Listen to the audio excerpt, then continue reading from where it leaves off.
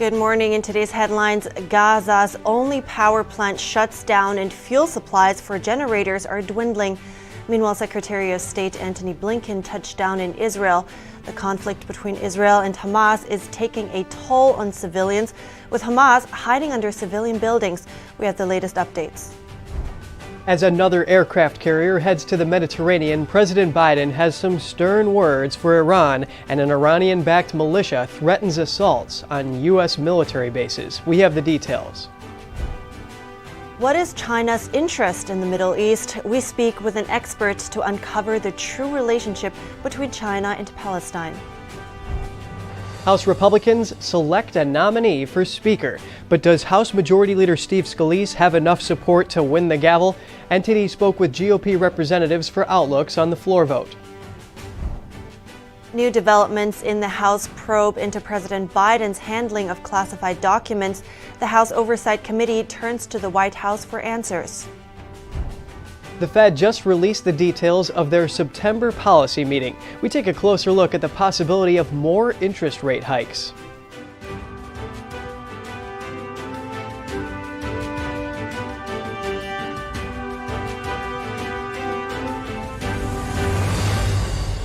Good morning and welcome to NTD. I'm Kevin Hogan. Good morning, I'm Evelyn Lee. Today is Thursday, October 12th. Yes, and as the war drags on, the State Department was actually saying that there are between 500 and 600 Americans still in Gaza. Right, and yet there's still talks going on between Egypt and Israel to actually create this safe passageway to let civilians leave the Gaza Strip. Right, yeah, that was a priority that the State Department laid out, that it was going to talk with their Israeli counterparts to make sure that those civilians can get out. So hopefully those Americans and other civilians can have safe passage. Right. But our top news today is some of the latest developments in the war in Israel, where in a couple of days it'll be a week since Hamas terrorists shocked the world with a murderous rampage. U.S. Secretary of State Antony Blinken landed in Tel Aviv today. He will meet with Prime Minister Benjamin Netanyahu, President Isaac Herzog, and other officials. He's also scheduled to meet with Palestinian President Mahmoud Abbas, leader of the Palestinian Authority in the West Bank. The IDF says Israel is conducting a large-scale strike today on Hamas targets in Gaza, this as the conflict enters a sixth day. The conflict between Israel and Hamas is taking a toll on civilians as Hamas employs them as shields on the Gaza side. NTD's Jason Perry has more on the conflict in the Middle East and a caution to viewers, the following footage may be disturbing for some. Day 5 of the war between Israel and the Hamas terrorist group, and there are no signs of things slowing down. On Wednesday, residents in Gaza were seen carrying children to nearby ambulances following an apparent airstrike. And amidst the chaos, this father tried to comfort his daughter. Don't be scared. Don't be scared. The death toll has soared on both sides, with Israel's military reporting over 1,200 fatalities. Most of these deaths occurred in a surprise attack at a music festival where Hamas terrorists killed hundreds of people, sparking the war. On the other hand, over 1,050 Palestinians have been killed in Israeli retaliatory airstrikes, according to Palestinian officials. Israeli volunteers prepared wreaths for the funerals. The least we can do is do something like this. The Israeli military released a video on Wednesday saying it shows airstrikes on Hamas targets in Gaza from land, air, and sea. A spokesperson for the Israeli Defense Forces said Hamas uses civilians as shields. What I want to tell you is that no, that isn't a civilian building. It is a legitimate military target. And why is that? Because Hamas locates all of their offices, headquarters, their research and development, and all of their other military assets, if it's above ground, they locate themselves in civilian buildings. Adding to the complexity, Israel now faces attacks from its northern bordering territories, including both Lebanon and Syria. Israeli forces responded with artillery fire to both countries, according to a statement released by the IDF via the Jerusalem Post. However, on Wednesday, the new chairman of the Joint Chiefs of Staff for the U.S. said there were no other participants in the war. I have not seen any indications of additional players that are going to get involved to the detriment of Israel. And this is one of the reasons we addressed our force posture. It's not only in support of Israel, but it's also to deter future action. The King of Jordan and the Crown Prince of Saudi Arabia have both expressed support for Palestine, calling the cause, quote, just. But it seems that residents in Gaza don't feel the support. No one feels what we feel. No countries do. Not any Arab president nor the Saudi president. They are all liars. Those who say they stand with Gaza are liars. We do not blame the Jews. We place the blame on the corrupt Arab regimes. Meanwhile, a shipment of ammunition from the U.S. arrived in Israel on Wednesday, according to the Israeli Ministry of Defense. This comes after President Biden on Tuesday pledged support for Israel and issued a warning to anyone who may try to take advantage of the situation. Jason Perry, NTD News. And inside Israel, political unity amid the war with Hamas. Israeli Prime Minister Benjamin Netanyahu and opposition party leader Benny Gantz agreed yesterday to form an emergency government. It will exist until the end of the war. The two sides also agreed to form a war cabinet comprising Netanyahu, Gantz, who was a former defense minister, and incumbent defense minister Yoav Gallant. They will not promote unrelated policies or laws during the fighting with Hamas in Gaza. Gaza's only power station has stopped working after fuel needed to generate electricity ran out. This comes 2 days after Israel declared a complete blockade of Gaza in response to the Hamas attacks. Israel said today that Gaza will not be provided with any electricity, water, or fuel until Israeli hostages being held by Hamas are returned home. The Israeli energy minister wrote on X, "Humanitarian for humanitarian, and no one will preach as morals." Many people in Gaza use generators for power. However, the fuel needed to run them isn't available. Palestinian health ministry officials said hospitals are likely to run out of fuel by today. They warned it would lead to catastrophic conditions. The United Nations reports more than 200,000 Palestinians are displaced and that closing off water supplies will affect over 600,000 people and cause a drastic shortage of drinking water. And at least 22 U.S. citizens have now been confirmed dead in Israel. And President Joe Biden confirmed that Americans are among the hostages taken by Hamas as well.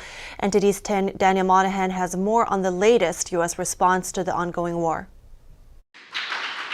President Joe Biden had frank words about Israel and Iran Wednesday. Speaking to a roundtable with Jewish community leaders, Biden outlined the military action he is taking in the region. He said it is sending a message to Iran, which has a history of supporting Hamas. The president mentioned the U.S. carrier fleet that has arrived in the eastern Mediterranean and said the U.S. is sending more fighter jets there. And made it clear to the Iranians, be careful. Hello, Joe. Biden also said he has spoken to Israeli Prime Minister Benjamin Netanyahu and assured him more military aid was on the way. He said he urged the Prime Minister to be mindful in his military response. Meanwhile, National Security spokesperson John Kirby says another aircraft carrier, the USS Dwight D. Eisenhower, will also be arriving in the Mediterranean soon. That it is heading there on a pre-planned mission and will certainly be an available asset if needed. We're sending a loud and clear message. The United States is ready to take action should any actor hostile to Israel consider trying to escalate or widen this war. One such actor Kirby mentioned is Hezbollah, adding that the U.S. has watched the rocket attacks coming across the northern border of Israel from Lebanon with concern. At the roundtable with Jewish community leaders, Biden said were there no Israel, no Jewish person in the world would be safe. The miracle of Israel is Israel. It's Israel itself. The hope it inspires. The light it represents to the world. And emphasized the need to oppose the Hamas terror. Silence is complicity. I refuse to be silent. I know you refuse to be silent as well. Biden and his team are grappling with how to gain the freedom of any potential American hostages held by Hamas. In addition to the 22 U.S. citizens killed, the State Department confirmed that at least 17 Americans are missing. The State Department is also dealing with how to evacuate U.S. citizens from Israel who want to leave. It says it's exploring alternative options by air, land, or sea to nearby countries due to limited flights. Daniel Monahan, NTD News. Multiple groups are threatening to attack American military bases. That's if the U.S. gets involved in the fighting in Israel. This comes as an American aircraft carrier arrives in the region. The head of Kataib Hezbollah said the group would direct qualitative strikes at the American enemy in its bases and disrupt its interests if it intervenes in this battle. The threats came just hours after an American warship arrived in the eastern Mediterranean.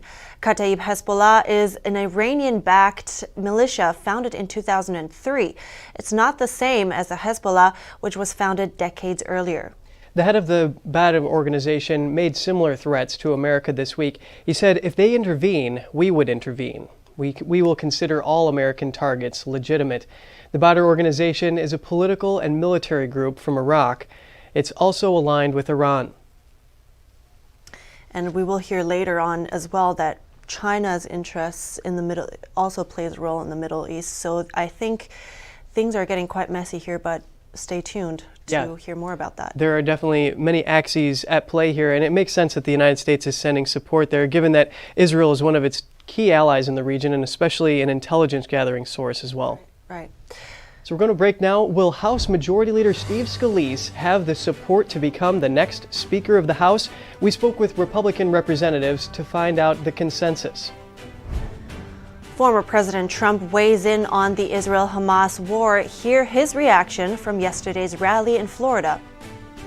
A new development in the House probe into President Biden's handling of classified documents. The House Oversight Committee is looking for answers from the White House. Stay tuned.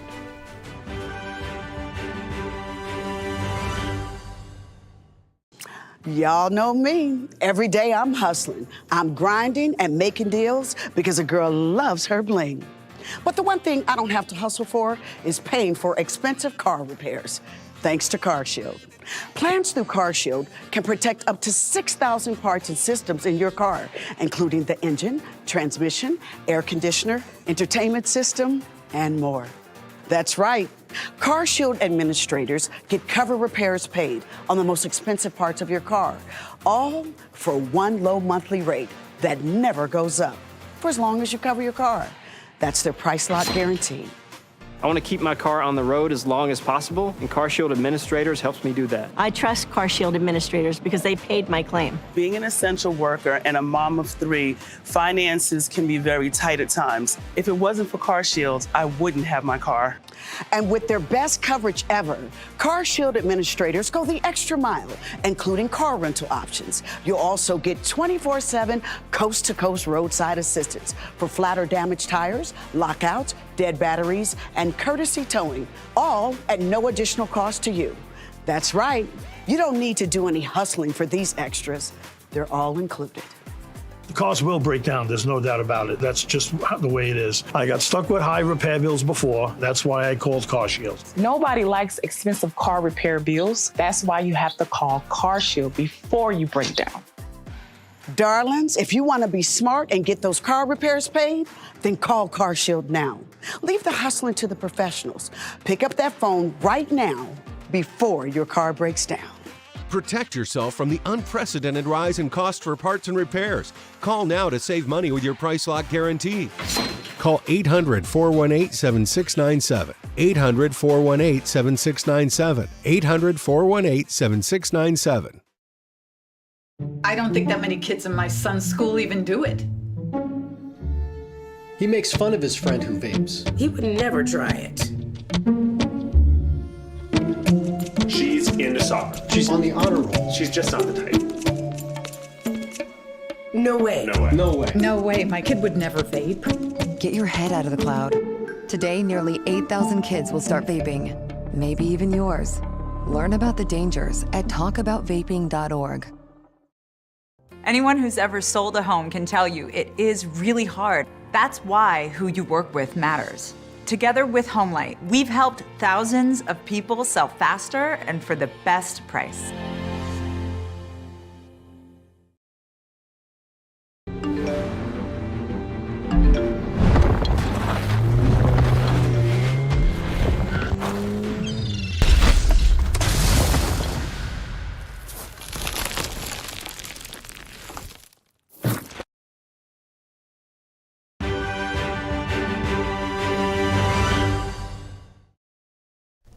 Welcome back. House Majority Leader Steve Scalise has emerged as the GOP Speaker nominee. The congressman defeated colleague Jim Jordan on the first ballot yesterday with a majority vote. NTD spoke with GOP representatives for outlooks on the upcoming floor vote. House Majority Leader Steve Scalise emerged victorious as GOP Speaker nominee Wednesday in a 113-98 vote against Judiciary Committee Chair Jim Jordan. Scalise's victory on the first ballot was in part owing to the rejection of a proposed rule change over concerns it might favor Jordan. The rule would have required a candidate to have 217 votes to secure the nomination. The amendment was meant to guarantee a speaker's election on one ballot and keep any party infighting behind closed doors. That didn't prosper. So now the understanding is that whomever wins the majority will be supported tomorrow on the floor. Jordan says he will support Scalise and offered to give the nominee speech for him. He's urging his colleagues to back Scalise too. It's a critical time for the House of Representatives. We need a speaker, and Steve is the guy for that. Representative John Duarte told NTD's Melina Wisecup he will be supporting Scalise as soon as the vote comes to the floor. Remember, 96% of the conference voted to keep Kevin McCarthy, and I think that a similar number are committed to supporting Steve Scalise for Speaker to get this beyond us. A common stance among his colleagues. I'm certainly supporting him on the floor. I don't know that it'll go in round one, but I do not expect it to go multiple rounds. I hope that now we can all unite and come behind that person and get back to the business at hand. We have to go in, we have to vote, and we have to win our speakership and the majority. Others, like Representative Kevin Hearn, see opportunity. And because that seat's become vacant, I'm announcing I'm running for majority leader. You are. Congressman Thomas Massey says he's concerned about electing a speaker and planning for appropriations bills at the same time, and that it wouldn't be fair to hamstring the next speaker. He says Jordan has a great plan. Jim Jordan said I would pass a clean CR before we get to that point, a long-term clean CR, and take shutdown off the table and keep doing our 12 separate bills. The House Speaker vote was scheduled for 3 p.m. but was called off. The Speaker pro tem is hoping to bring the vote to the floor Thursday. Scalise is expected to face Minority Leader Hakeem Jeffries in the full House election. Jeremy Sandberg, NTD News. Next, we get some insight into the obstacles that may prevent a speaker from being chosen. Joining us live is Lenny McAllister, a political analyst and senior fellow with the Commonwealth Foundation. Good morning, Lenny. It's great to speak with you again. Good morning, Kevin. So, what are some of the obstacles preventing Scalise from wielding the gavel? Well, I think, based even on the clips that we just heard, it's much of the same thing that Kevin McCarthy went through, which is you have a split conference, you have Republicans that are looking for two different things out of that speakership, and there's still going to be some ill feelings that are had. I mean, even in a clip you heard one of the congressmen say, well, I don't think it's going to go multiple rounds, but it may not go in the first round. Well, by very definition, it's either one or more than one. And if this starts going more than one round, what you're going to see is you're going to have a couple of hangers on, just like you had just a little bit ago, just last week, that will cause enough chaos to keep this going. I think there are still some ill feelings. I think there are people that still want certain things to be hammered out. I think there are still some negotiations that go on behind the scenes where there are going to be some Congress members that want certain things out of this process. And if that's not hammered out this morning, even as we speak, by the time they get to the floor, it's going to still play out on the floor, and the Republicans are still going to have the mess they were trying to avoid behind the scenes before the vote between Scalise and Jordan. So, Lenny, can you elaborate on this a little bit? You said it's the same thing as what McCarthy went through. Of course, we saw the House Freedom Caucus put up a lot of requirements in order to get him selected as Speaker. But what do you think is going to happen here? Well, I think what ended up happening, even in this case with Scalise, people said, we'll vote for whoever wins the nomination on the floor. We'll be united. We'll get to 217 and we'll move forward. Well, once they came out of the vote, you ended up seeing people saying, I still support Jim Jordan for Speaker of the House. There are still a little bit of horse trading that has to happen among a couple of members of Congress that's going to have to get them across the finish line. People that are saying that, well, the Republicans don't want to be embarrassed. Hello, where are we at right now? They were embarrassed in January. They were embarrassed last week. What's the difference between those two incidences and now? There are still some people in Congress that want very specific things. They want to see certain commitments when it comes to Ukraine and defunding that effort. They want to see certain commitments when it comes to Israel. They want to see certain commitments when it comes to the impeachment process with Joe Biden. And when you start talking about those things and this one opportunity to kind of pull the strings on that, all it takes is one or two Congress members to not want to let this go, and you're going to have chaos because there's such a thin margin that the Republicans basically need to all line up. And we've already seen that the Democrats are not inclined to help the Republicans get through this. They're going to vote for Hakeem Jeffries again and again and again. So if this does not get cleared up this morning, you're going to see multiple rounds on the floor. Yeah, of course, Democrats want their person in. Even Jim Jordan himself said that he would vote for Scalise, but at the same time, those who voted for Jordan don't feel this obligation to vote for Scalise. Can you unpack this?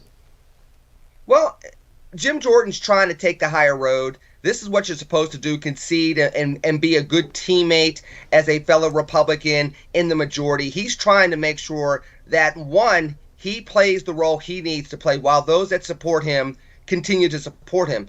But as well, you got to think about this as well. Many of these congressmen are in safe seats, but at the same exact time, when there was supposed to be a red wave, they barely won the majority in the House of Representatives. They have to start thinking about next year, whether it's the presidential races, some of the key races in the Senate, and of course, races within their own chamber, because it's very, very likely that with these type of incidences happening with the Republicans, the Democrats will be in control in January 2025.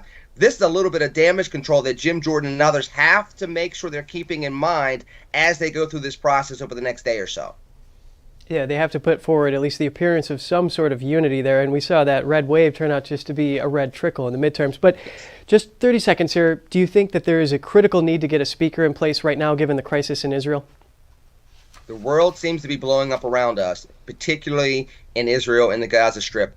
Absolutely. We need to seem united. If we don't, you're going to see that Russia's going to continue to take advantage of it. You're going to see that Hamas is going to continue to take advantage of it. And the last thing we need is to see China start to take advantage of this as well. We need unity within our federal government to have that presence around the world, that we are still the United States of America.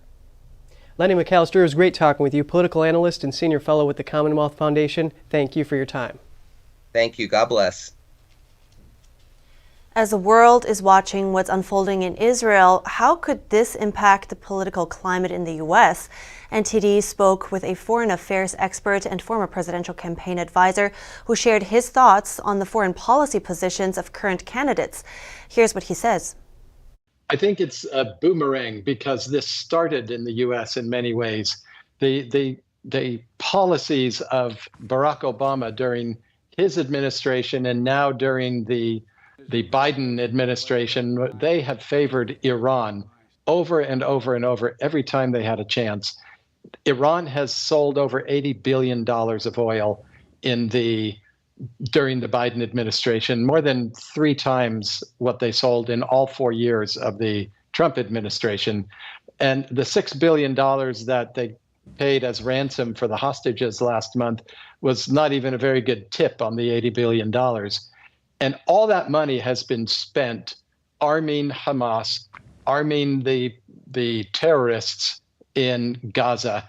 And people are starting to put 2 and 2 together. They're looking at the nearly $1 billion in foreign aid that Biden has restored to the Palestinians after Trump cut it off because the Palestinians refused to make peace. He said, no aid. You don't recognize Israel, you don't make peace, there's no aid.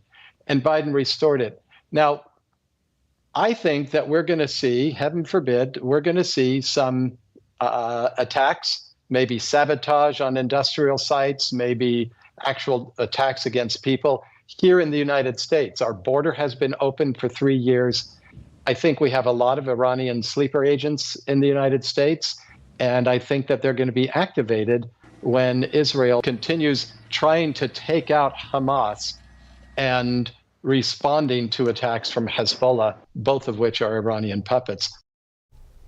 A new development in the House probe into President Biden's handling of classified documents at the Penn Biden Center. The House Oversight Committee says the White House misled Congress about the timeline of events. In a letter on Wednesday, House Oversight Committee Chairman James Comer said the committee obtained new information in its probe into the classified documents found at the Penn Biden Center. He said the information contradicts what the White House and President Biden's personal attorney said about the discovery. According to the letter, the Biden White House first learned about the discovery of the documents in March 2021, but they claimed the documents were found in November 2022. Comer said he learned that Biden used 5 White House employees, a Pentagon employee, and Biden's personal attorneys to access and secure the documents.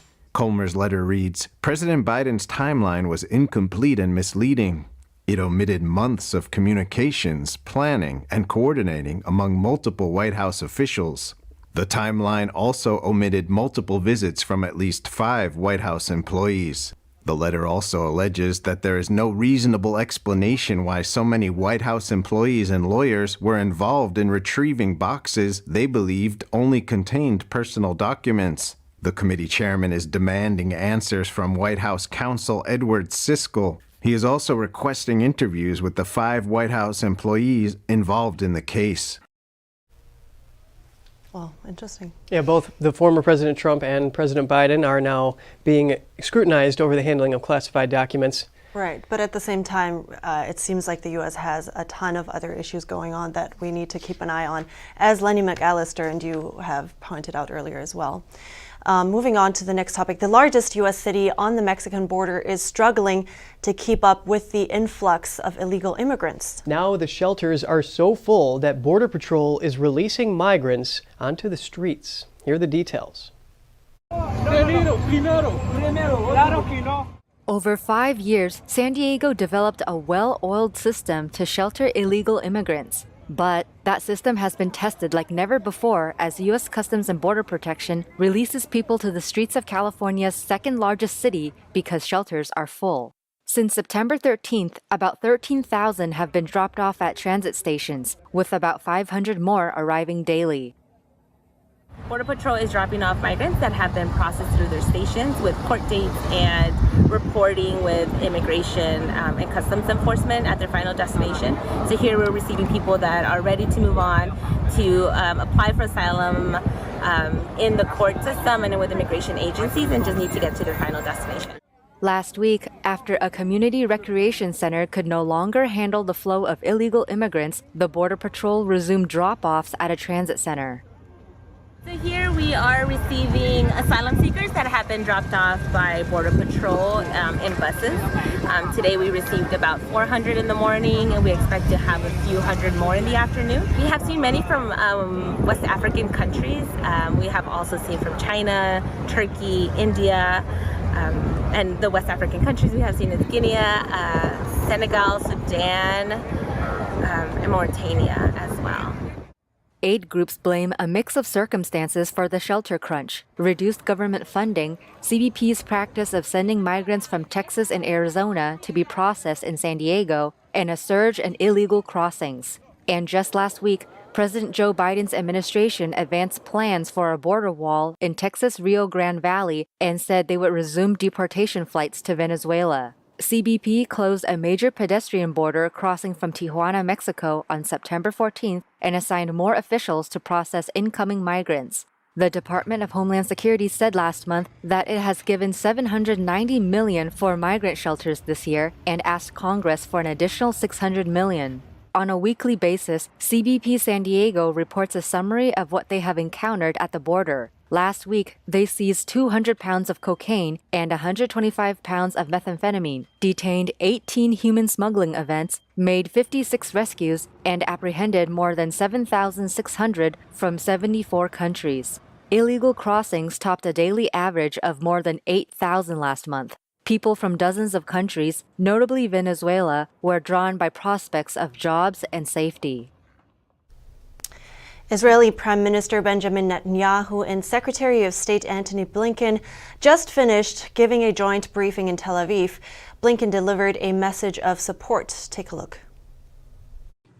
The message that I bring to Israel is this: you may be strong enough on your own to defend yourself, but as long as America exists, You will never, ever have to. We will always be there by your side. That's the message that President Biden delivered to the Prime Minister from the moment this crisis began. It's the message that I and my other colleagues in the government have delivered to our Israeli counterparts on a daily, even an hourly basis. It's the message that I bring with me to our discussions today, and it's what I'll affirm when I meet with the members of Israel's newly formed national emergency government. We welcome the government's creation and the unity and resolve that it reflects across Israel's society. We're delivering on our word, supplying ammunition, interceptors, to replenish Israel's Iron Dome, alongside other defense materiel. First shipments of U.S. military support have already arrived in Israel, and more is on the way. Here in Israel and everywhere, we will reaffirm the crystal clear warning that President Biden issued yesterday to any adversary, state or non-state, thinking of taking advantage of the current crisis to attack Israel. Don't. The United States has Israel's back. Still to come, China's refusal to condemn Hamas is causing international concern. What did China say? We have the answer coming up.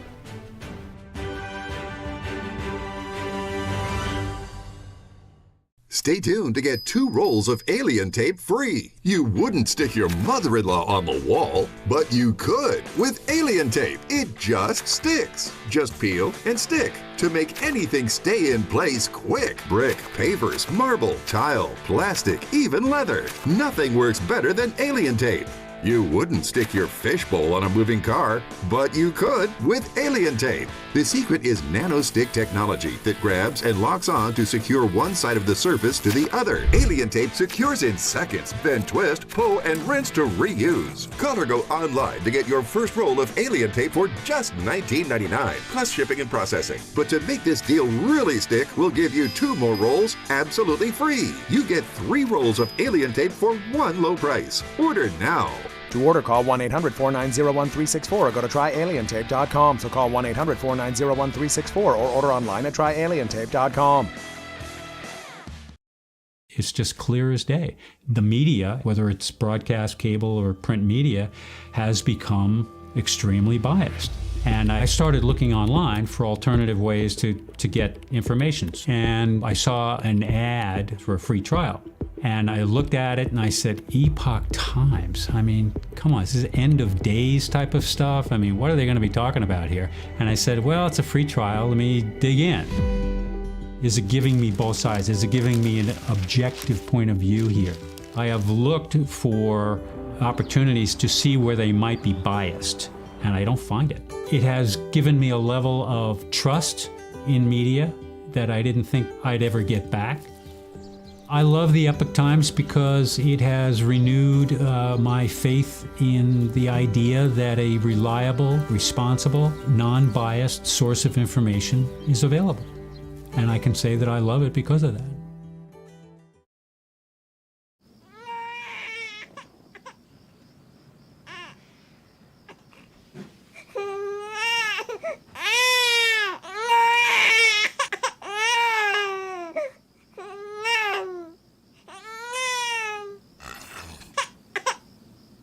If you love them enough to suck the snot out of their nose at 4 a.m., then surely you'll check NHTSA.gov/the right seat to make sure they're in the right car seat. Shen Yun Creations, the streaming platform from Shen Yun, featuring world-class dance, past programs, and all original music.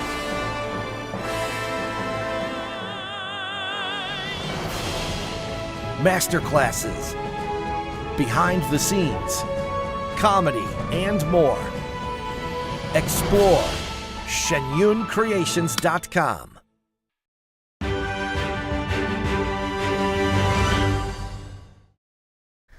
Welcome back. China's silence about Hamas attacks on Israel is causing concern about the CCP's role in the Middle East politics. An official state newspaper printed an article warning the U.S. about interfering with China and Taiwan, saying China will then mess with Israel. Chinese leader Xi Jinping's recent meeting with Mideast leaders has gained international attention. China supports the establishment of a Palestinian state and said they are concerned about escalating tensions between Israel and Palestine. However, no clear condemnation of Hamas terrorist attacks. When Israel asked China to officially denounce the attacks, the CCP's foreign ministry refused. Officials from the Palestinian Ministry of Foreign Affairs thanked China for its long-term support of Palestine and said Palestine trusts the CCP.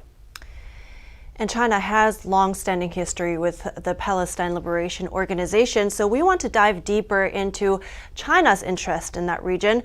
We're bringing in Antonio Graceffo. He's a China analyst and author of Beyond the Belt and Road, China's Global Economic Expansion. Good morning, Antonio. It's really good to have you. I want to start by talking about that long relationship there between China and the PLO, which seems surprising because China's communist regime is atheist.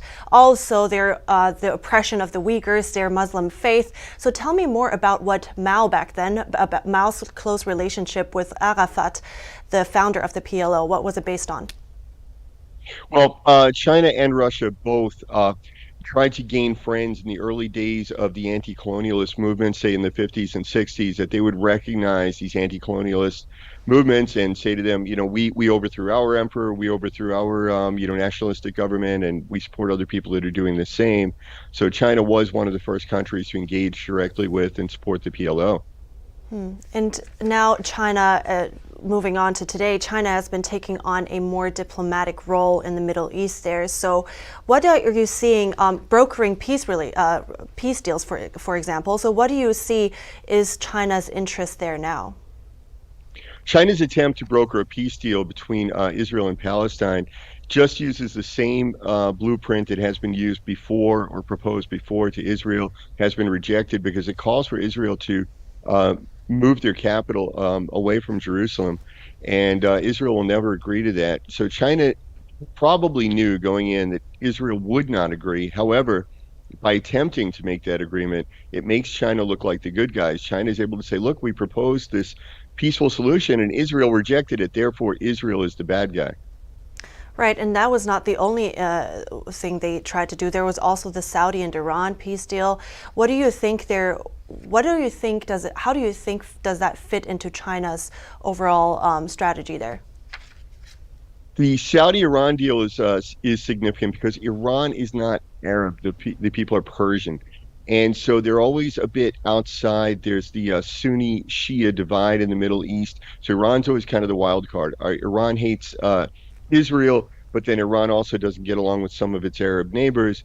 And so the hope was that if she could bring Saudi Arabia and Iran together, then she could begin to build a coalition of Muslim nations centered around China. And this was to counter the Abraham Accords, which was a U.S.-led deal trying to bring the Arab nations in alliance with Israel. Seems interesting that they're getting in bed with somebody that is trying to destroy the Muslim faith in their own country. But let's talk about the U.S. in this case. How would that reflect, or how would that impact the U.S.? Well, I think that if China is successful, but I don't believe they will be, I think China's plan would be to have Iran on China's side, which it is already because China buys oil from Iran and China bypasses sanctions, provides money to Iran. Iran then funds Hamas. And I think that China would like to have Iran on their side, get the other Arab states onto their side by supporting Palestinian independence. They're building points, they're building cachet with the other Arab states, saying, look how we support you. So they're hoping to get all those guys onto China's side, and then that would leave just the United States and Israel on the other side. Wow, and then talking about Hamas here, what is China's relationship with that group? Or maybe phrased differently, what's behind China's silence there on the Hamas attack? Well, China's silence is because China wants to show that they are a friend of the Muslim people, even though they're committing genocide in Xinjiang. Nearly all the world's Muslim majority countries are signatories to the Belt and Road, and they've all remained silent on the Xinjiang issue. So by supporting Palestine, China presents himself to the world as a champion of Muslim causes, trying to help the Muslim people. And again, the best way to do this was by isolating Israel. It's a hard sell to get the other Arab nations to agree to go on the same side as Israel. So allowing Hamas to do this horrible attack on Israel makes it impossible for Israel and Palestine to have peace, which then means that it will be easier for China to say, look, let's just ignore Israel and we'll have an Arab alliance or a Muslim alliance, which would include, of course, Iran then. So we have one more minute, and I want to touch on a little bit of a different, we're zooming out a little bit. So what relationship do we see is forming right now between China, Russia, and Iran, since we have been, that has been in the news as well. So how are they able to help each other here in each other's interests? The issue is that we place economic sanctions on these countries that behave badly in terms of not following the international rules-led order. The problem then is that they trade with each other. They find ways around the sanctions. They're already under sanctions. They're already prevented from using U.S. dollars. So then this drives them into trading with each other, trading using yuan, supporting China. So basically you have Iran, you have Russia, you have China, you will wind up with Afghanistan, various sanctioned countries, North Korea, forming basically an axis. But this is because of the sanctions placed on them by Western nations. Right, very concerning things there, developments there. So thank you so much, Antonio Graceffa, for giving us an insight on this. Thank you for having me. And now we are heading to Jane Worrell in the UK for some short headlines from around the world. Morning, Evelyn and Kevin. The German government is promising to crack down on support for Hamas and to ban a pro-Palestinian group which has been organising protests in Germany.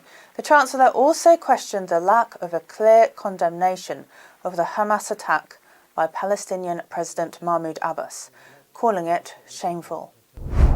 The wife of Scotland's leader has said she feels like she's just living in a nightmare after her parents became trapped in Gaza. The parents of Nadia El-Nakla travelled there last week to visit relatives. She's concerned they will not survive, run out of food or be attacked by Israeli forces. French police have arrested more than 20 people over dozens of anti-Semitic acts carried out since Saturday. Those include harassment of Jewish children by fellow pupils at school. The Interior Minister said some 10,000 police are protecting 500 Jewish sites. The head of Australia's Domestic Intelligence Agency called for calm ahead of a planned, unauthorised pro-Palestinian protest. He warned about opportunistic violence as tensions rise in response to the Israel-Hamas war. It comes after a group were filmed chanting "Gas the Jews" outside the Sydney Opera House. Russian President Vladimir Putin has arrived in Kyrgyzstan on an official state visit. It's his first known trip abroad since the International Criminal Court issued a warrant for his arrest. The Russian leader is also due to travel to China next week. Neither Kyrgyzstan nor China are members of the court. That's all from me. Back to you both. Thank you, Jane.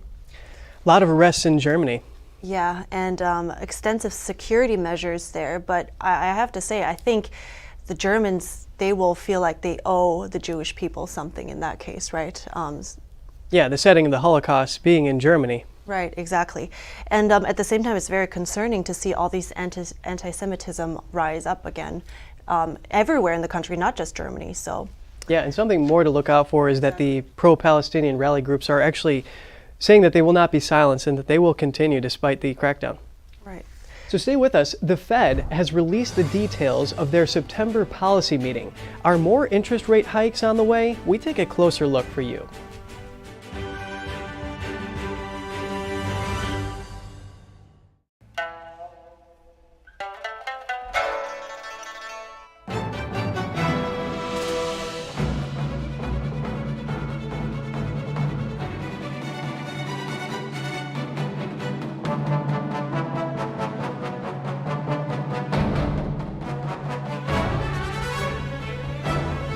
Shen Yun Symphony Orchestra, coming to Lincoln Center, David Geffen Hall, October 22nd. Tickets at shenyunsymphony.com.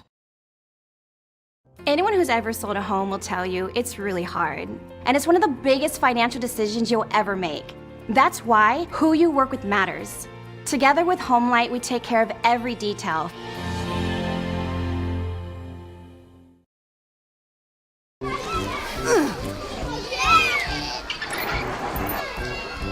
If you love them enough to crawl into a play place to get them to come down, then surely you'll check nhtsa.gov/the right seat to make sure they're in the right car seat.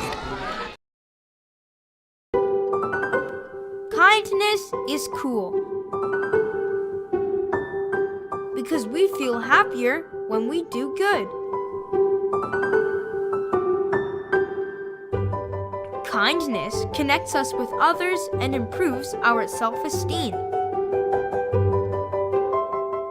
Simple actions, meaningful lives. Let's practice kindness, share our love, and show our care for one another. Submit videos of kindness to Gangjing World for prizes up to $10,000 in cash.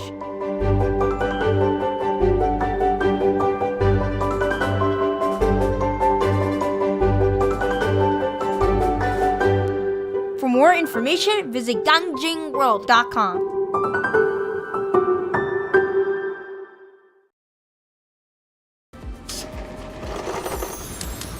My employees and I are excited to announce it's our 20th anniversary, and to celebrate, we're bringing you a limited edition MyPillow. The Giza Elegance MyPillow is made with the most amazing cotton, 2-inch pipe gusset, comes in 4 custom loft levels, and it's machine washable and dryable. When I got MyPillow, I'm asleep almost immediately. I stay asleep at night and I wake up more well-rested in the morning. My patented fill adjusts to your exact individual needs and helps keep your neck supported and aligned. That's why we've been around for 20 years, because MyPillow works. Go to mypillow.com or call the number on your screen. Use your promo code to get your limited edition 20th anniversary MyPillow queen size. Retails for $69.98, now only $19.98. That's right, only $19.98. With my 60-day money-back guarantee, you have nothing to lose. Sleep well, America!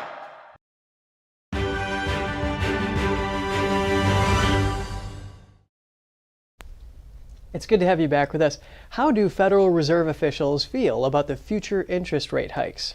Minutes from the Federal Reserve's September policy meeting were released yesterday. Here with us live to discuss is NTD business host Don Ma.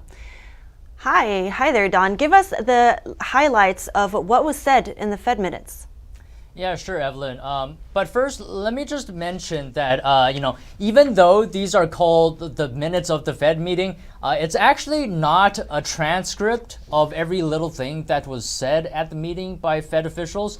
So what the minutes are actually is a carefully curated version of what the Fed wants us to see, because it needs to push a certain rhetoric for the markets and for the public to make them feel a certain way.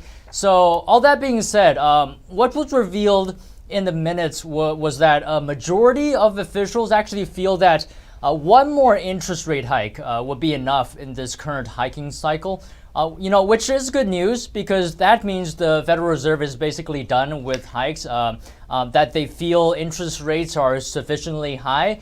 So I guess now the question is, how long are they going to keep interest rates at this level? And some officials said that how fast inflation cools in the coming months will determine how long rates remain elevated. So that's just some key points here.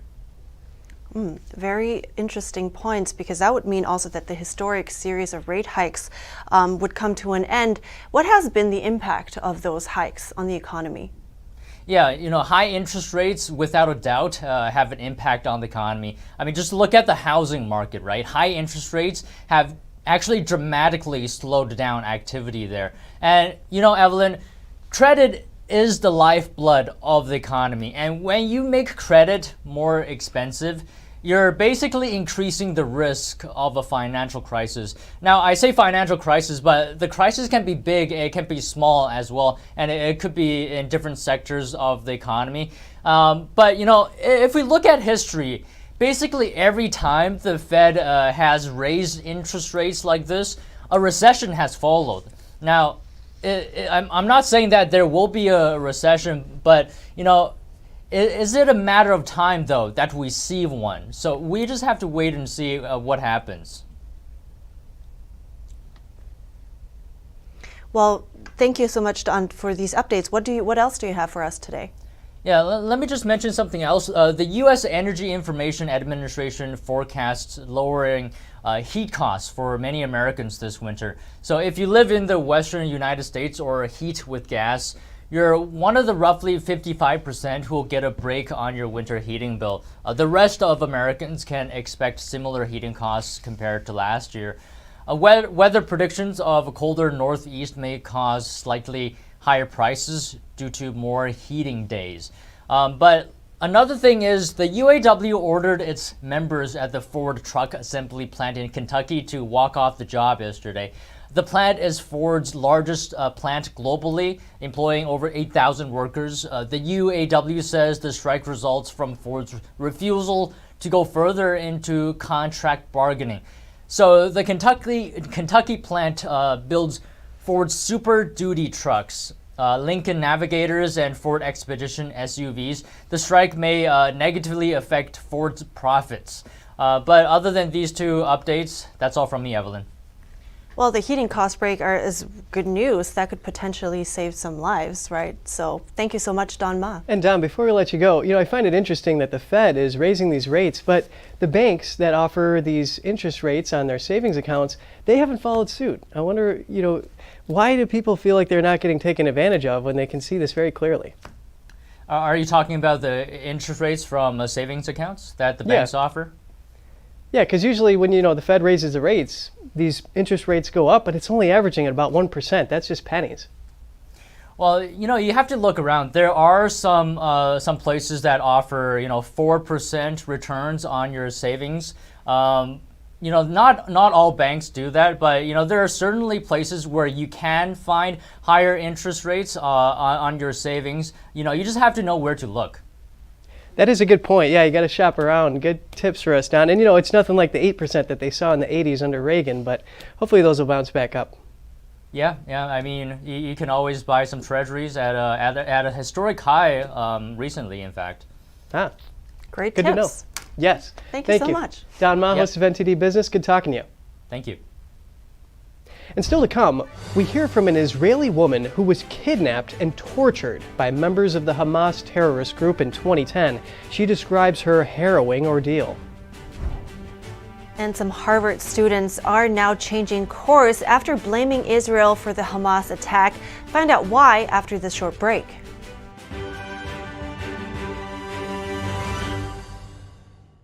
First time I came in here was Monday, and today is Thursday. I've had 2 surgeries and am doing fantastic. I'm still in shock that I can walk. That's all within 4 days. In 4th grade, I was diagnosed with scoliosis. I had 70 and 60-degree curvatures. Went to Shriners Hospital in LA. It's been fused ever since. I noticed a lot of pain going down my left buttock into my thighs and into my calf. I could be standing there and my legs would just go out. I went through pain management for 2.5 years, and the pain management specialist told me there was nothing more he could do for me. We actually did our own research, and next thing I know, Dr. Benatti called and he told me immediately over the phone what my issue was without even seeing me. I was in a twilight stage during surgery, and you can actually say, where are you feeling that pain? And it immediately stops. Hold the leg up there. No pain here? No. No pain here? No. No pain on the butt? No. All of a sudden, they're all, do you want to get up and walk? Well, I couldn't walk before, and I got up and I just started crying because I had no pain. And I had all my weight on my left leg and on my right leg, and I walked a straight line with no assistance, no falling, no grabbing onto the walls, nothing. I held my own weight. And that's the first time in months that I was able to walk by myself. Benatti succeeds where others fail. For more stories like these and the rest of our program, check out American Medicine Today, featuring cutting-edge medical and science innovators, previous surgical guest of the Benatti Spine Institute, and a medical professional's insight on political issues plaguing our nation. American Medicine Today, Sunday 6 p.m. and Wednesday at 2:30 on NTD Television and other streaming platforms.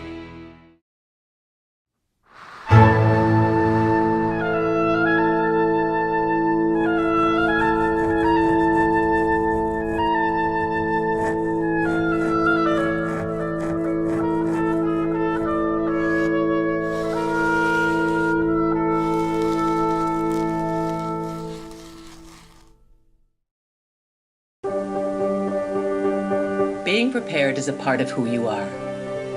But it's especially important in the case of a disaster. Be informed about possible emergencies in your area. Make a plan that covers where you'll go in an emergency. Build a kit with the things you need to survive. There's no one more capable of planning for your situation than you. Start your plan today. Go to ready.gov/myplan.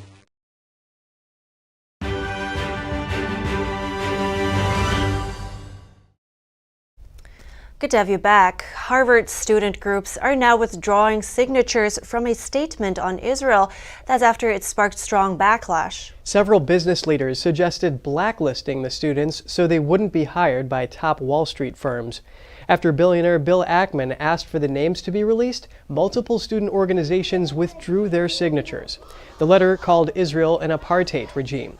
It blamed Israel for the Hamas terrorist attacks and called Gaza an open-air prison. 33 Harvard student organizations initially co-signed the letter. Now at least 5 groups reportedly withdrew their signatures. A Harvard student spoke out on the controversy surrounding the student group's letter and the war in Israel. J.J. Kimhi is a doctoral student in Jewish history. Take a look. The butchery, the savagery, the kidnapping, the rape, the sheer gleeful joy at machine gunning whole Jewish families. And we think surely every student, every teacher, no matter their political affiliation, should condemn this, should find this so horrific they can barely open their mouths. And what do we find? Fellow students at Harvard excusing this, justifying this. And on other campuses as worse, University of California, Berkeley, they were celebrating this. They think this is a great idea and a great event. Kimhi was deeply troubled by the reaction of his fellow colleagues and students to the murder of Jewish families. The doctoral student doesn't feel the Harvard campus is a safe place right now for Jewish people. Kimhi was also disappointed by what he sees as the administration's lukewarm response. I was on the Harvard campus back in the horrible chapter of the killing of George Floyd. If even one group would have justified that, if even one group would have said, oh, this is a good thing, this is a good idea, we're behind it, all hell would have broken loose for good reason, right? They would have been defunded, probably students expelled. Definitely the president would have written something much more strong. And we Jewish students find 31 student groups excusing the mass murder of Jews. And the Harvard administration's response is, weak at best. Kimhi says any students or student group leaders who signed such a letter have proven they have a completely broken moral compass. He says making excuses for mass slaughter of Jews is appalling. The doctoral student believes that Harvard should address the hatred on their campus and reflect on what in their education system has led to this, and why their students are taking courses with their professors and coming to the conclusion that the mass slaughter of Jewish people is an acceptable price to achieve their political goals. Yeah, highly concerning everything, really. And because we just interviewed, we had an angle on China, it just reminds me, this kind of idea, it's actually a Marxist idea that the oppressors are the ones that force the oppressed into these acts of violence and crime, and that they basically can push away this kind of responsibility. So that's an interesting angle to think about it as well. Yes, and speaking of China, we're going to delve into a little bit of the Red-Green Alliance, sort of the play between the radical Islamists and the communists with our expert Trevor Loudon in just a moment. Right. And so with this, we are kicking off our second part of the broadcast right now.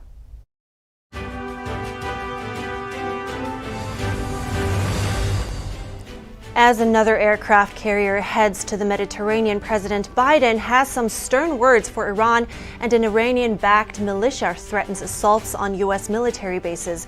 We have the details. What is the Red-Green Alliance, and what role might it be playing in Middle East violence? We speak to a seasoned researcher of communist subversion to explore devious relationships running alongside the recent attack on Israel. GOP presidential hopeful Tim Scott sounds off about the Hamas attacks. Hear his remarks on a pro-Palestine rally.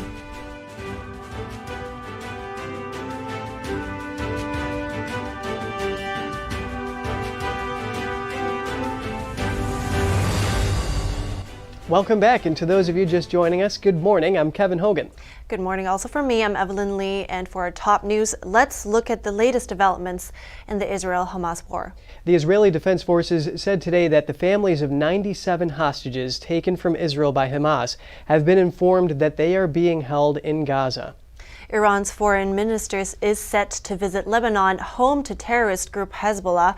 That's during a tour of the Middle East that starts today. Iran's ambassador to Lebanon said on X the trip is in light of the current events in Palestine. Israel's defense forces say a large-scale strike targeting Hamas will be conducted in Gaza today. The conflict is entering its 6th day. Meanwhile, Israeli Prime Minister Benjamin Netanyahu and Secretary of State Antony Blinken just finished a joint briefing in Tel Aviv. Netanyahu thanked Blinken and said, quote, "Your visit is another tangible example of America's unequivocal support for Israel." Here's Secretary Blinken. The message that I bring to Israel is this: you may be strong enough on your own to defend yourself, but as long as America exists, you will never ever have to. We will always be there by your side.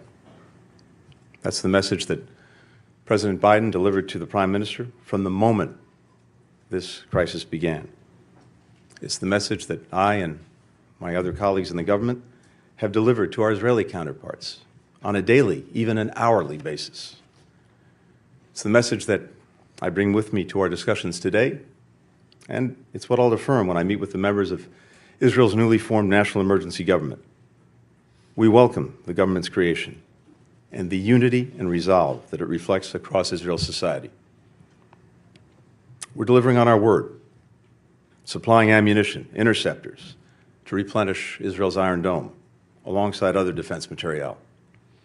First shipments of U.S. military support have already arrived in Israel, and more is on the way.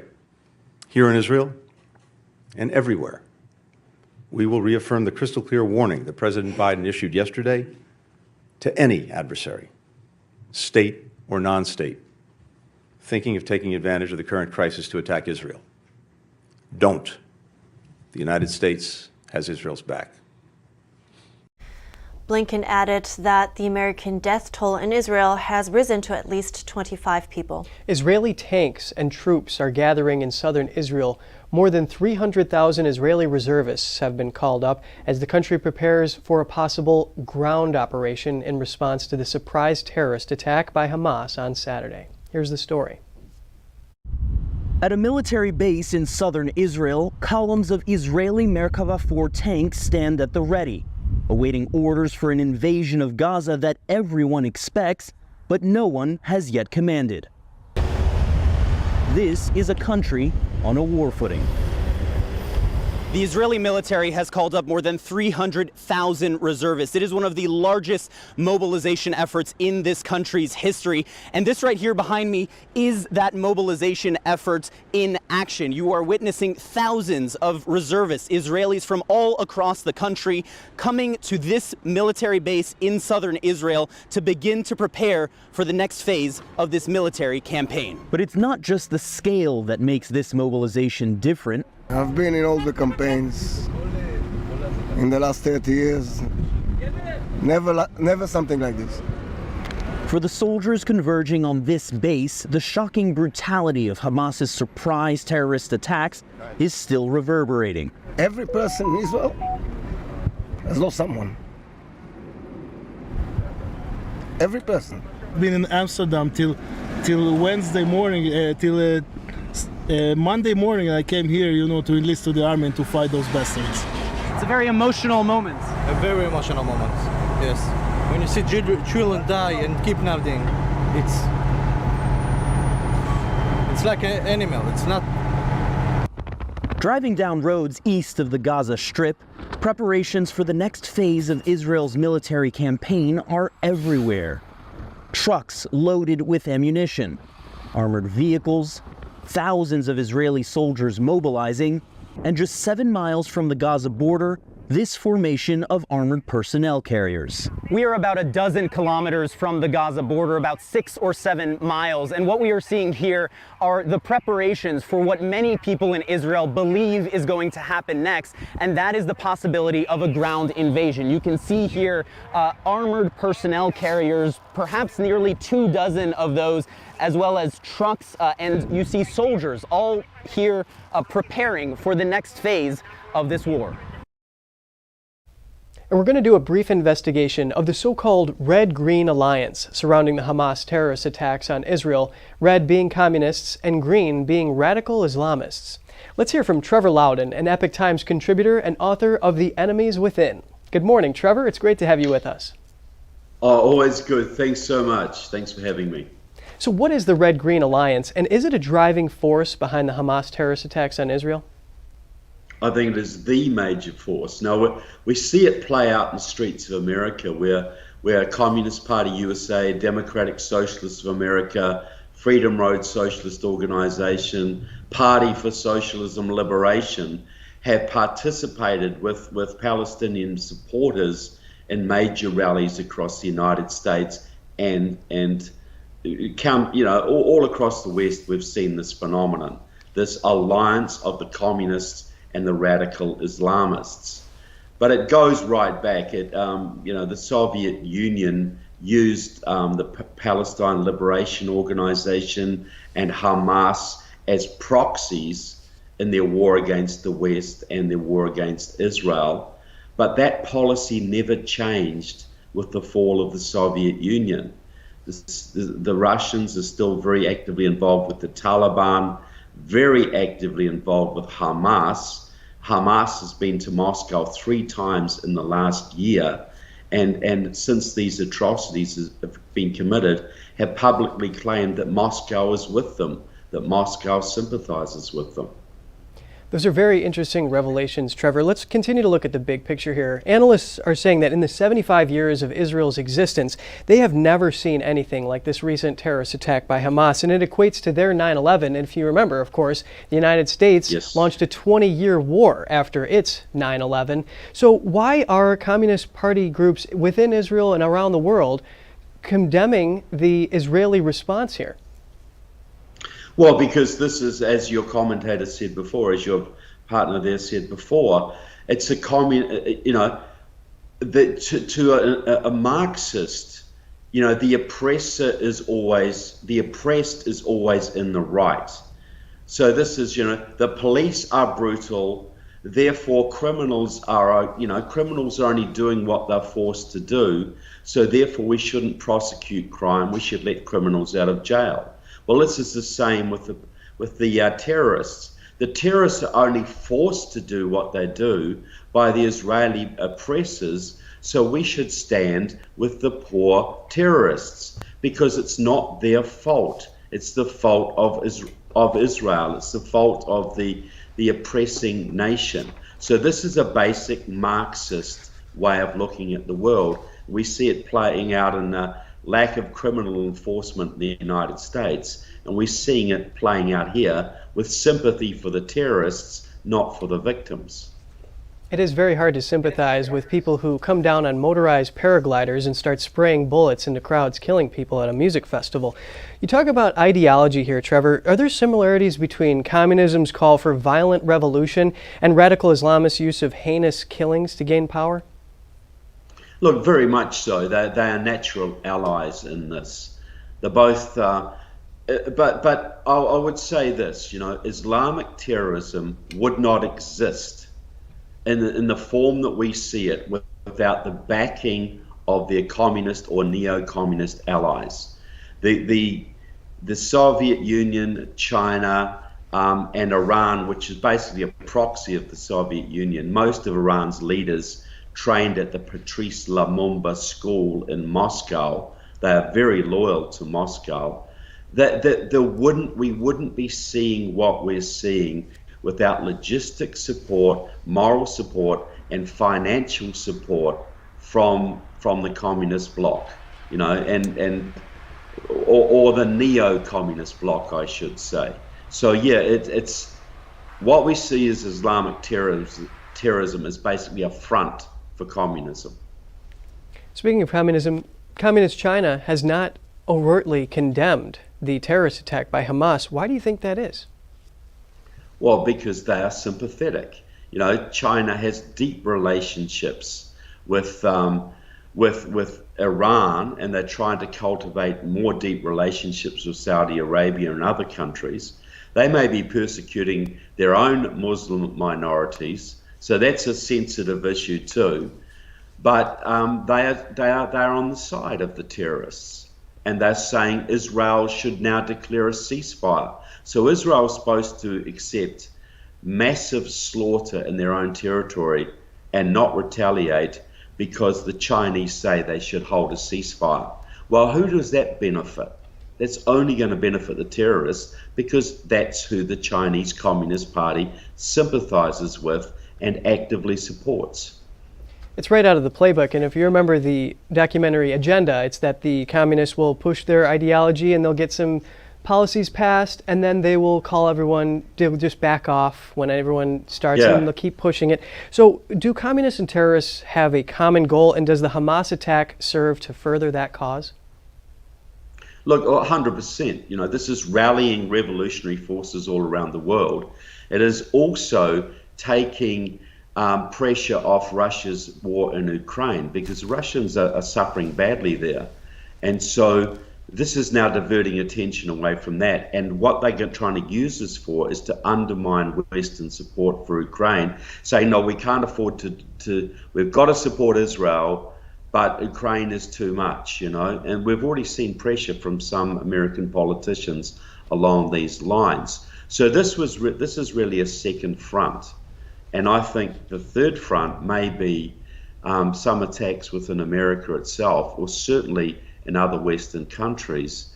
And we've already heard calls for a global day of jihad this Friday the 13th for attacks on Jews, terrorist incidents, and rallies for Palestine all over the world, backed in every country by the local communist parties. Well, thank you so much for bringing a lot of clarity to this issue. Trevor Loudon, Epoch Times contributor and author of The Enemies Within. Thank you so much. Very interesting historical insight, and I just wanted to add, since we were talking about radical Islam in the beginning, the terror attacks that are happening, there have been BBC reports that say that the big majority of victims that these terror attacks, the lives that these terror attacks claim, are still Muslim. Yeah, the Palestinians themselves. Right, and also, you know, in Muslim different countries, you know, Afghanistan, it's just, maybe it's good to look into again, but it's a huge percentage that is made up of Muslim lives, basically. Yeah, and a historical context here, Saeed Qutb, he's the one that actually is claimed to be the Marx of Islamic extremism. He's the one that derived these sort of ideologies, and he's the one that started this whole movement. Yeah, incredible. It's a whole new world that opens up right now there to understand better. And in the wake of the Hamas attack on Israel, we hear from a woman who in 2010 was kidnapped and tortured by members of the Hamas terrorist group.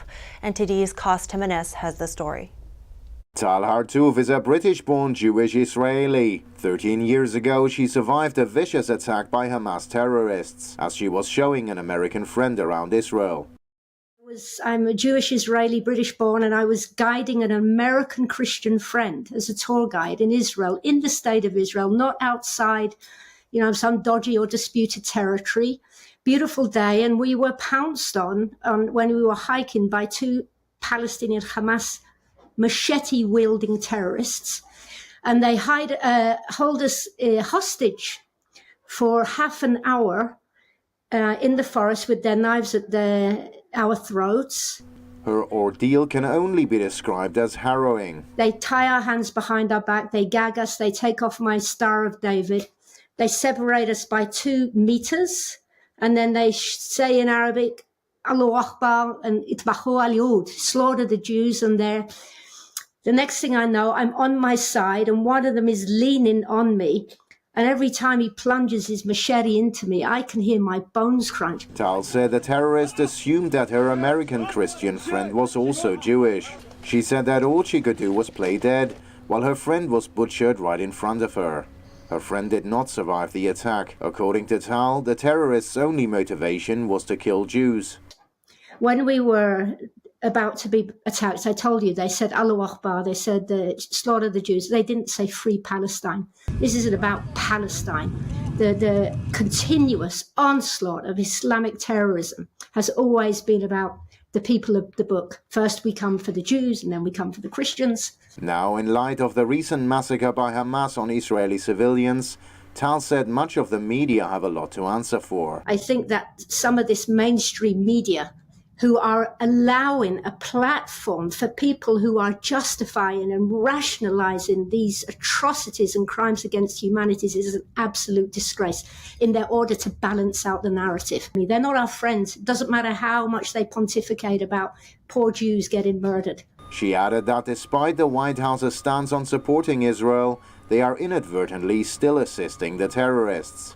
The American government, your taxpayers' money, for years has been funding the Palestinian Authority, who are rewarding the people who attacked me and who have murdered an American Christian. They're rewarding these murderers with a monthly salary. So on the one hand, you can't be outraged and shocked when you're still financing these people. In Tal's view, fighting harder is the only chance the Jewish people have for survival, as she feels that Israel is the only state that will ever offer any protection to the Jews. Kostem Enes, NTD News.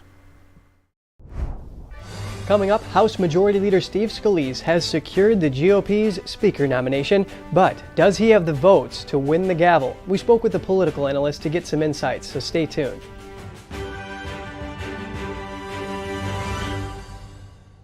When I drink it, the first thing was I feel the warmth in my tummy.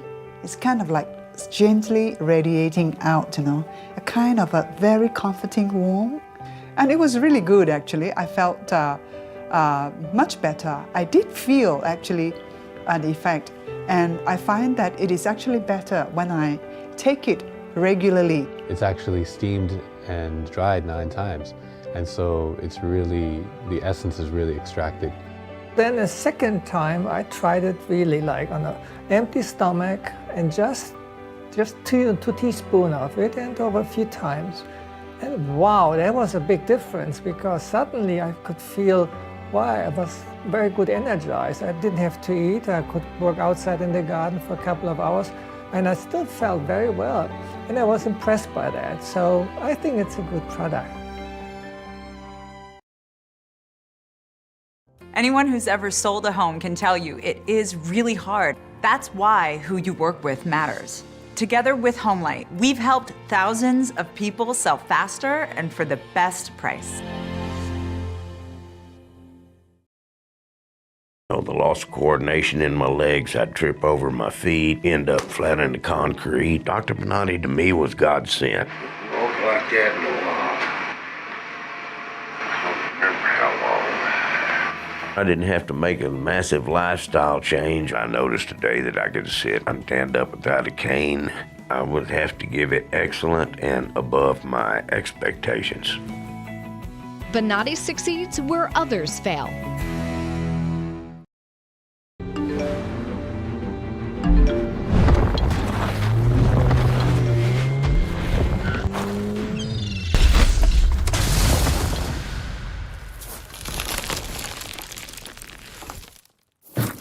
Is deep-sea fish oil really healthy? Due to pollution in the oceans, most fish contain heavy metal elements and radioactive substances. That's why it's so important to choose a pure source of omega-3. Puritan Green Vegetable Omega-3 is made from purslane and perilla seeds, which are rich in nutrients and minerals, especially vitamins A, D, E, calcium, and iron. With natural processing and no harmful chemical additives, it has more than 90% concentration of omegas 3, 6, 7, and 9.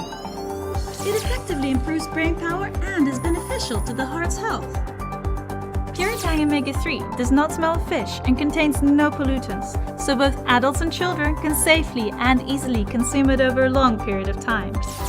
Puritan Green Vegetable Omega-3. Greener, healthier, and more effective. Visit puretang.com to learn more.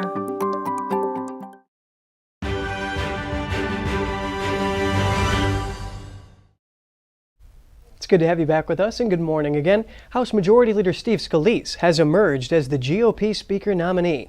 The congressman defeated colleague Jim Jordan on the first ballot yesterday with a majority vote. NTD spoke with GOP representatives for outlooks on the upcoming floor vote. House Majority Leader Steve Scalise emerged victorious as GOP Speaker nominee Wednesday in a 113-98 vote against Judiciary Committee Chair Jim Jordan. Scalise's victory on the first ballot was in part owing to the rejection of a proposed rule change over concerns it might favor Jordan. The rule would have required a candidate to have 217 votes to secure the nomination. The amendment was meant to guarantee a speaker's election on one ballot and keep any party infighting behind closed doors.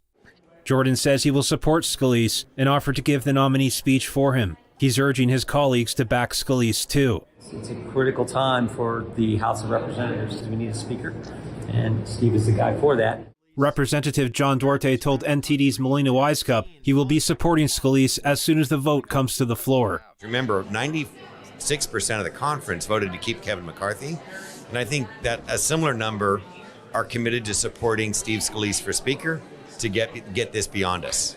A common stance among his colleagues. I'm certainly supporting him on the floor. I don't know that it'll go in round one, but I do not expect it to go multiple rounds. The House Speaker vote was scheduled for 3 p.m. but was called off.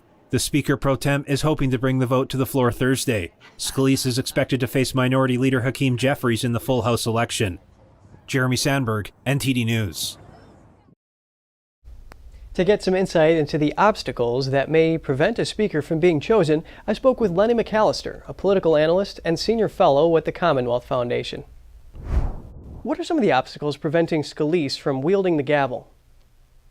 Well, I think, based even on the clips that we just heard, it's much of the same thing that Kevin McCarthy went through, which is you have a split conference, you have Republicans that are looking for two different things out of that speakership, and there's still going to be some ill feelings that are had. I mean, even in a clip you heard one of the congressmen say, well, I don't think it's going to go multiple rounds, but it may not go in the first round. Well, by very definition, it's either one or more than one. And if this starts going more than one round, what you're going to see is you're going to have a couple of hangers on, just like you had just a little bit ago, just last week, that will cause enough chaos to keep this going. I think there are still some ill feelings. I think there are people that still want certain things to be hammered out. I think there are still some negotiations that go on behind the scenes where there are going to be some Congress members that want certain things out of this process.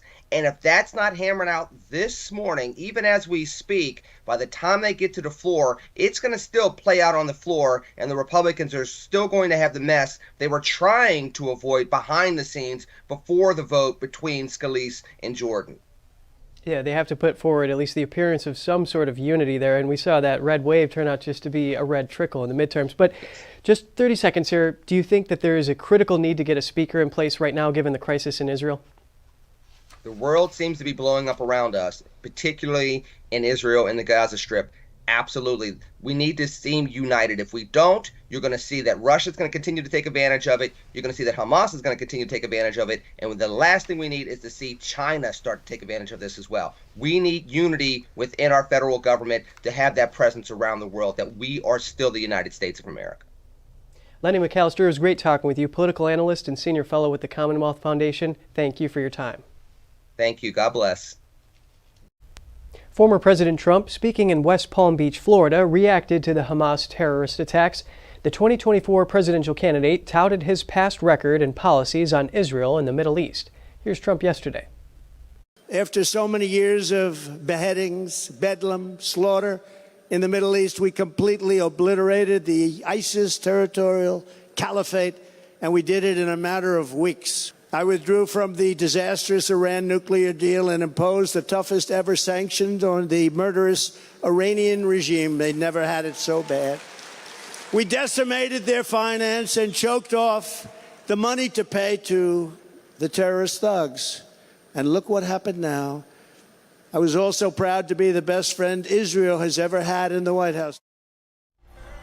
Trump also talked about possible intelligence and security failures.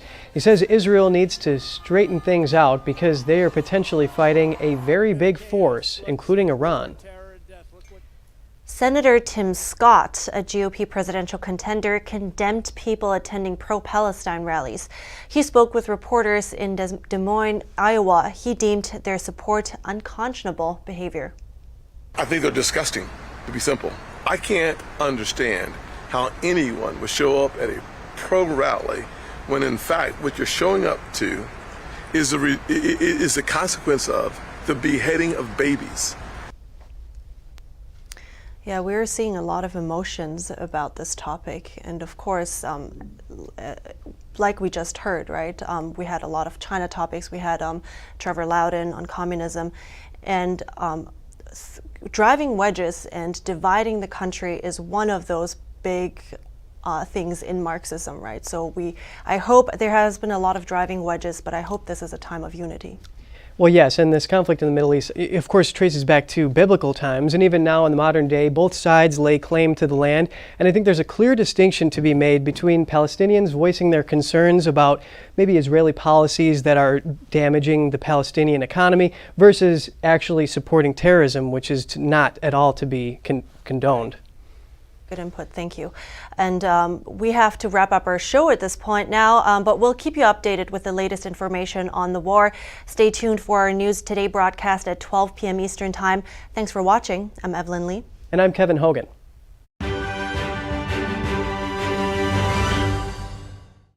Thanks for watching us on YouTube. Did you know YouTube only keeps selective videos on its platform? So if you want to make sure you get the full picture, just subscribe to our newsletter. Go to newsletter.ntd.com and sign up. It's free.